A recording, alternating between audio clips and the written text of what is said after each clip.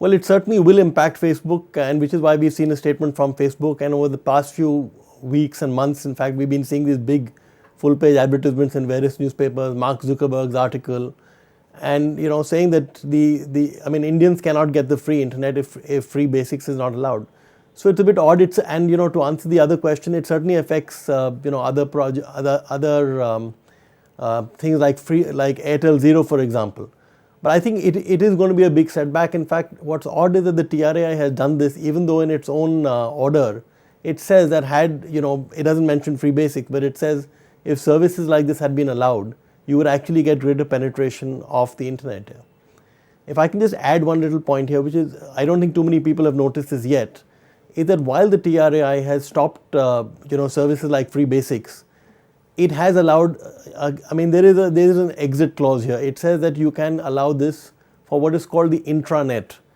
So this has to be explored fully, but what's theoretically possible is that a Bharti Airtel or a Vodafone or a RGO can actually buy content, which means that let's say you buy 10,000 movies, and you can, if you put those movies on your intranet as opposed to the internet, you can offer those facilities for free. So it's odd. On the one hand, you've got the TRAI saying that I'm not going to allow you to offer any subsidized or free service.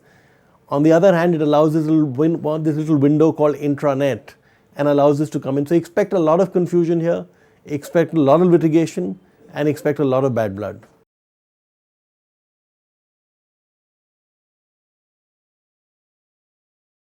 This is, as they say, the first blow. You've seen everybody react to this. People have said this is the first blow for net neutrality. Now what's going to happen is that there is a larger consultation going on, which is about what exactly should be allowed. Should a WhatsApp voice be allowed?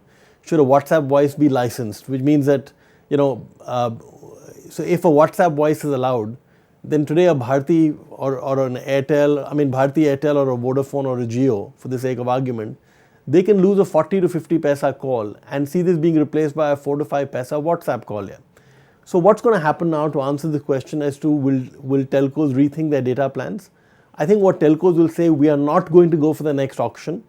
Please spell out very clearly the net neutrality rules. You've done a little bit of net neutrality. If you're going to go the whole hog, if you're going to allow a WhatsApp voice, I am not going to buy the spectrum at the price that you want me to buy it at. So I think there is going to be a clear rethink, and I think there is going to be a clear enunciation of that rethink that we can expect in the next few days or weeks.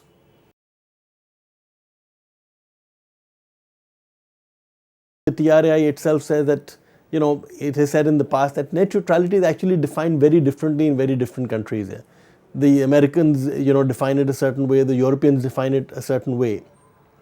Now, if we are going to define net neutrality in the way the net neutrality activists have been defining it, which basically means that everything is allowed, which basically means that a WhatsApp voice can replace voice, then what's going to happen is that telcos in India are going to say, we are not going to be able to roll out the internet for all of you. Today, telcos make a lot of their money on voice calls. They make the bulk of their money on voice calls. So if suddenly that market gets affected or looks like it could get hit, telcos are not going to roll out data services. About 80% of Indians, by the way, just a number, 80% of Indians don't have access to the internet. So it makes you wonder what's going to happen to the overall penetration of the internet in the country.